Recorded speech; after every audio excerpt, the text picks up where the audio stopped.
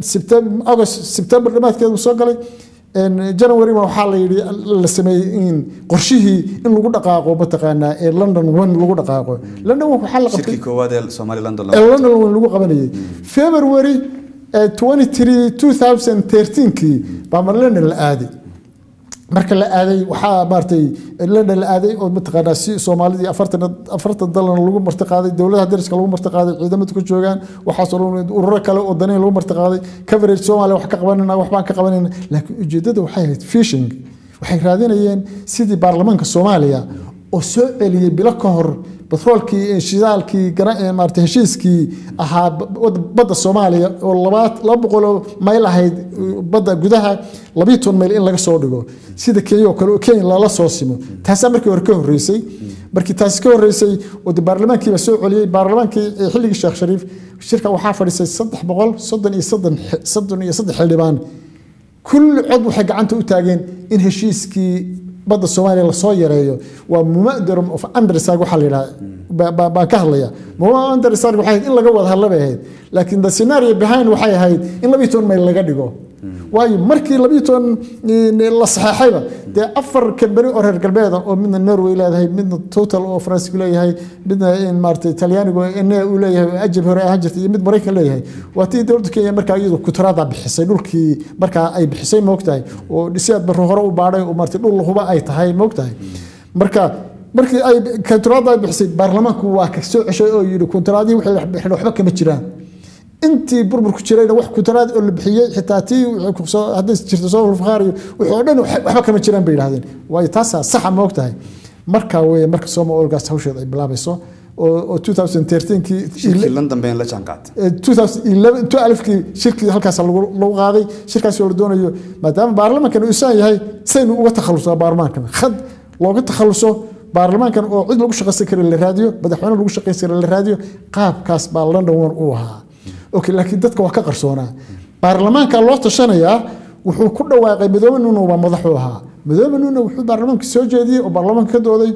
shirka London weyn ee la aaday waa mu'amarad caalami ah oo Soomaaliya lagu majaxaabinayo waxay yiraahdeen madaxweynaha Sheekh Shariif inaan ka takhalusno oo madaxweyne cusub aan doorano baarlamaanka ku dhawaaqay website baa la galiyay press conference baa qabteen dad baa daneynayay oo mataqaanaa dibadaha laga yimi in mataqaanaa in doorashada ay qabtaan maalinta shirku u dhacay London waa February 23 2002 xamarna waxa ka socda baarlamaanka maalinta inuu doorashadu dhacdo ومدحوين عصب الله دورته ولا الشيخ شريف واتوري لندن وحي كيمي بناك يجيران أنك ماها إن اللي يهدو بركدات كاس وحي هاي ضد ودينين أو مات منتي أبو برلمان كاس أوها موقته وأنت اللي حق لنا فرقلت الشيء عين أدرس اللي حق لنا حتى برلمان كي كويس يهرينا وكسر في عنا وبرلمان عبد الله يوسف وكسر في عنا وحي هاي كوا إذا ماذا الشيء يفرقلت الشيء الجديد بيه هاين وكوي مجال النيروبي كراس سقاطي ومدح سوق العي ونيكو دادي عسبتال كالجي ما حد كاسودي من أيه إذا مدى أجنبي جاء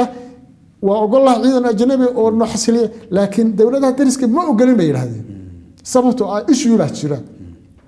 إيش إذا بدأ درسك يجرو حدود باجرته أنا شايل ناجرة وحياة بدن باجر إيش بدن باجرة صودا بركب فيها كمان لغون كران ساسا برلمان كأم سنة بركب لندن وانا سجل وقت الشرع إلا قد تخلصوا بركب برلمان كسيدا سميني بعد وحوله يحلق التخلص أوكي ولا يسوق جدي لن نتوه على سوق جدي لن نتوه الشيخ حسن الشيخ محمد دورتي سبتمبر واتيلا دورتي سبتمبر 2002 ألف كبار دورتي جانوري وحاو ياري أو سدح بلد كدب جانوري وحاو ياري أوباما بريسون أوباما مركو ياري بريسون أوباما ويسمى نوفمبر لسون دورتي أيام مارتي جانوري 17 بولا كلمة الشرع أمريكان كا وبوليتيكالي إنكوريكت بدحوين نوفمبر لسون دورتي إنه جانوري إسقان على مسارين نارتي إسقان مرين جانوري 20 بالمرة بريك شرع أمريكا كونستيوشن جانوري 20 بالمرة هذه جانوري 20 أي نقطة أحد سنة أي نقطة جانوري 21 بالسمية 17 أي تاون عدل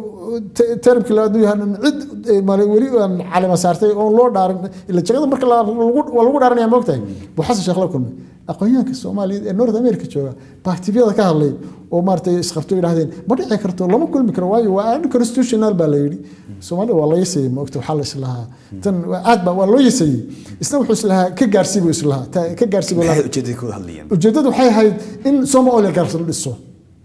waxay ahayd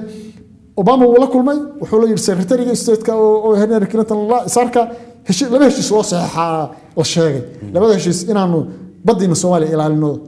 beeratiska inaan ka ilaalino nimanka badbadeedka inaan ka ilaalino laakiin khidad baa ku jirta ko inaanu ashabaab la dagaalano oo dalka gudihiisa ka dagaalami karno oo soo gali karno labada noo saxeex laakiin tan way ku qarsoon tahay inay ku qarsoon tahay wax badan baa soo cadeyn doona soo wado okay waa 17kii weeye heshiiska la kala saxday maalintii waa la kala dhaqaaqay wii kadib waxa soo baxay New York Times-ka sanadkii waxay tiraahdaa boqolkii qof ee sanadka ugu loogu aqoon badnaa ee saameynta adduunka ugu saameyn badnaa inta la wacay baa yaa wacay de White House kuma laga wacay maartay oo dambal oo loogu jira dambal laga leeyahay baa la wacay waxa ka dhigay madaxweynaha Soomaaliya waa in hebel lagu soo diro numberka 58 buu soo galay waa meel dheer 58 hadda xasan waxa la doortay late 2012 February January waa marka laga hadlayo journalka soo baxayo waa January baa laga hadlayo wax badan xukunka muu hayn wax badan xukunka muu hayn xukunka maxay waa 3 bilood haddii markii maalintii la dooranay ka hor haddii la guulgareeyo magaciisa lama aqooni saamuunta adduunka ku yeelanaya maxay ahayd arintaas waxa way khidad kamid ahayd in maskaxda looga dhaqo lagu maartay la yiraahdo loo koolkooliyo inta laga ma hadin waa marka February January way February waxa looga yeeray mataqaanaa April waxa looga wadanka Ingiriiska laakiin April maxaa socda oo la sameeyay London tuba soo socda oo wax walba lagu dhisaayo oo leeyahay wax walba lagu ogaado moogtahay February xagga la isugu sameeyay February 21 maxaa yimi balashadii boqorada Ingiriiska kun Elizabeth حسن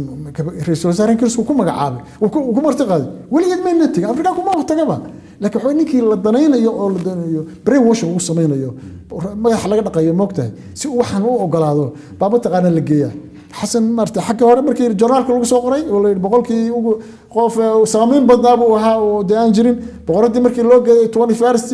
24 كي لما عشان كده محاجري أيرلند وحكى على جيسم كشركيسي جيسم كي ما له مرتقاد سومالي ما له والله هاو كمونات بدحون هذا الصوت ورتي وأنا حمر حكومين إن جيسم له مرتقاده سومالي بعد بواش جنبه كمهلين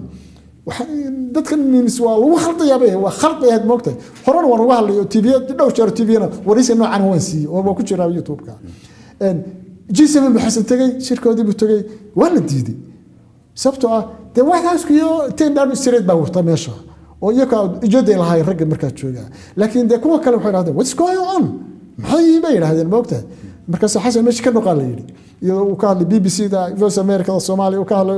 waxaan ka qayb galaya G7 baa lagu martaqaaday danaha Soomaaliya ka soo hadlay bala de halka maatay waa hiyo meesh xun baa lagu soo sameeyay in la tagay maahan waa ka soo socotay waa gartay waa 24kii bisha maartay waa February April 24kii 26 laba casho kadib waa 26 waa London waxa marka la dhisay Somaliland gas xasan meeshu joogaa inta waa la soo wada Somaliland gas registrationka 26kii waxa sameeyay basal shabloq oo hindi ah reer Ugandese ah baasaboorka Ingiriiska wata baa soo sameeyay 26kii waxa soo process inta xasan loo wado marti waa wada London 26kii Soomaha April May 7 ma qowd xisb kooy 10 casho min London tuba markii la isugu yimid London tuba markii la isugu yimid horta maadaama wuxuu khidad tahay ra'iisul wasaaraha Soomaaliya Saacid waa laga yimid London wan Abdulwali Gaasbo ha wuu yimid door weyn buu ka qaatay laakiin London tu si ila wax baa la dhisayaa markii hore de waxay ahayd fiishin bay ahayd marka waxay ahayd kan iyo kan looma sheegin laakiin qoladan baa dalaayid wadatay oo cid ay keenanay cid ay mashku fariisanay wax ay wateen bay ahayd moogtahay marka ra'iisul wasaare wadanka looga yimi ra'iisul wasaare dhamoodka looga yimi waxa marka maartay madaxweynihii iyo wasiirka arrimaha iyo xogaha yar baarlamaan dad la soo xulxulo yar oo maartay aan potential ahayn oo waxan garan karin conspiracy-ga kan dad aan garan karin wasiiradii dhan waa laga yimid yar baa la keenay koox yar baa la geeyay meeshii baa shirki baa bilaabmay 7 May markuu bilaabmay waxa dhacay arrimo badan baa 7 May dhacay okay basal shaqla wuxuu ahaa founderkii Somaliland gas wuxuu ahaa chairmankii Somaliland gas wuxuu ahaa ownerkii Somaliland gas waa saddex jago ninkii ahaa saddex jago ninkii ahaa May 7 hadda way ku qorantay marti website-ka ku qorantay May 7 waxa lagu magacaabay shirka Soomaaliya furmay waxa lagu magacaabay ra'iisul wasaaraha Ingiriisku ninkii xisbiga conservative-ka xilka kala wareegay